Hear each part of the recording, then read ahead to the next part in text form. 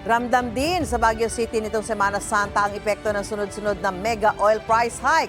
Gumagawa ng paraan ng local government unit pero aminado ang mga opisyal na limitado lang ang kanilang tulong dahil sa kakulangan ng pondo. Yan ang unang balita ni Bea Pinlac.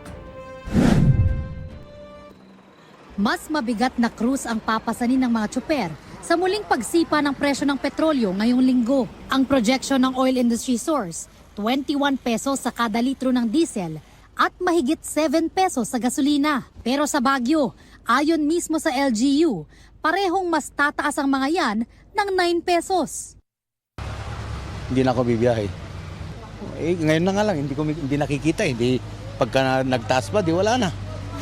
Ewan ko lang kung paano tatawid pa sa araw-araw pag ganito na talaga. Mahirap na talaga eh. Yung bayad, mapumunta lang sa diesel, parang thank you lang din.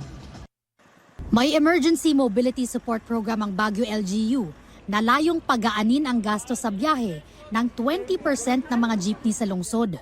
Isa-service contract ng city yung biyahe ng gabi in order to guarantee na babalik sila sa gabi at magsakay ng ating residente na pauwi. Aminado ang LGU na limitado ang programa dahil kulang ang pondo at pinag-aaralan pang madagdagan ang mga jeepney na sakop nito.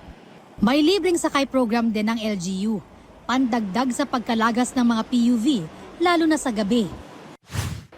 Dagsa ang mga tao sa mga bus terminal sa Baguio, pero mismong mga bus company nag-a-adjust sa mahal na petrolyo. Merong mas mahaba ang hintayan dahil konti ang mga pumasada.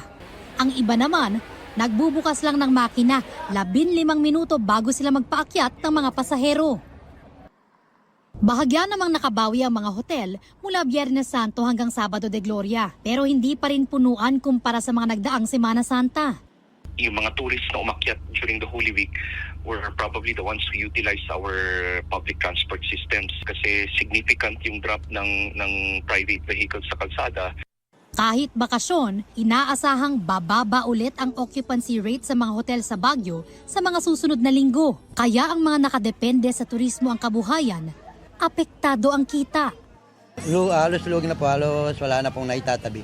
Tuloy na po siguro kaming, wala na po ma'am, hindi na kami magtitinda ma'am. Kasi sa tinda ng tinda walang kita. Para makabangon, isinusulong ng Baguio LGU ang sustainable tourism.